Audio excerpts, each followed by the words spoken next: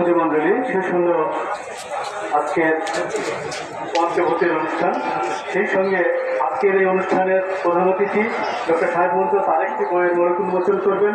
বই নবরূপ গল্প বিষয়ক বই। বইটির লেখক হচ্ছেন পবিত্র কুমার মণ্ডল।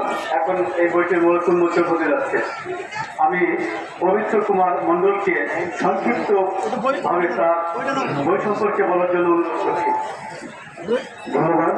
আজকের এই মোড়ক উন্মোচন সবাই সুধীবৃন্দ সম্মানিত ব্যক্তিবর্গ সবাইকে আমার অন্তরে আন্তরিক শুভেচ্ছা অভিনন্দন। আমার দ্বিতীয় প্রকাশ নবরূপ গল্পগ্রন্থ, নবরূপ দ্য টেলস অফ ট্রু, সত্যের গল্প। এখানে 25টা গল্প আছে।